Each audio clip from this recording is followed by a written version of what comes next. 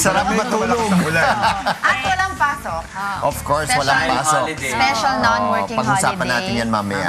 Pero nga, bago tayo mag-usap ng mga matitinding issues ngayon, Yes.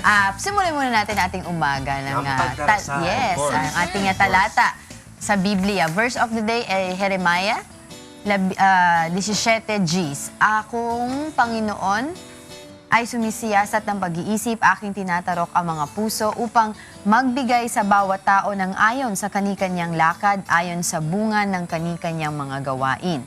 In English, Jeremiah chapter 17 verse 10, I the Lord search the heart. I try the reins even to give every man according to his ways and according to the fruit of his doings. Yan, diba? So, I think yung ibig sabihin niya, yung para sa akin yung sincerity mo to do good things. Nakikita at nakikita yan ng Diyos diba? Hindi ka naman yan ginajudge according to your physical appearance, but yung well-being mo as a whole, kung talagang totoo, sincere ka sa mga ginagawa mo. Tama ba yun? Saka i-guide ka niya, ayun nga, sabi nga doon, diba, parang binabasa niya yung pag-iisip, diba, pati puso ng tao para mag-guide tayo. Kasi initially, ideally, ang plano talaga ng Diyos, papabuti ang tao So, yun yung unang path na dapat na binibigay niya sa atin. At syempre, para mabigyan tayo ng mas malalim na meaning ng verse of the day na ating tinalata. Meron tayong katanungan, of course. Mula kay Ingkong. Oo, mula kay Ingkong. Ang katanungan ay nakasulat po kasi sa Biblia, nahahatulan kayo ayon sa puso.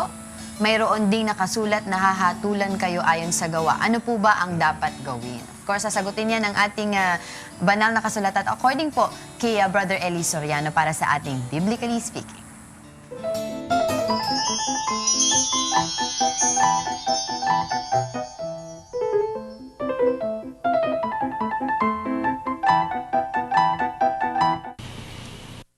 At parehong tama yun, hindi ka dapat maguluhan doon.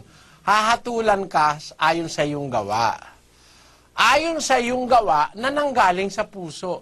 Kasi merong mga tao, gumagawa ng hindi naman nasa puso nila Halimbawa, ganito Halimbawa, pinilit ka ng isang merong barel. Merong barel, pinilit ka na babarilin kita. Pag hindi mo sinampal yan, sasampalin mo ngayon yung tao para wag ka lang barilin. Yung ginawa mo na yun, labag naman sa puso mo yun. Hindi counted yun. Ang kinakount ng Diyos sa kanyang paghatol, yung ginawa mong nanggaling mismo sa iyong puso. Basahin natin ang 17:9 Gs ng Jeremias. Ang puso ay magdaraya ng higit kaysa lahat na bagay at totoong masama. Sinong makakaalam? Akong Panginoon ay sumisiyasat ng pag-iisip.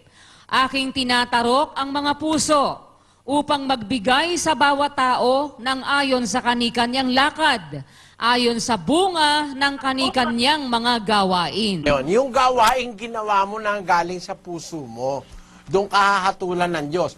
Mabuti man yun o masama man, basta't yun talaga'y galing sa puso mo. Ibig sabihin, hindi ka pinilit ng kahit na sino, hindi ka naman itinulak ng kahit na sino. Ginawa mo yun dahil sa gusto ng puso mo, mabutit masama, doon kahahatulan ng Diyos. Naunawaan mo sana, kapatid.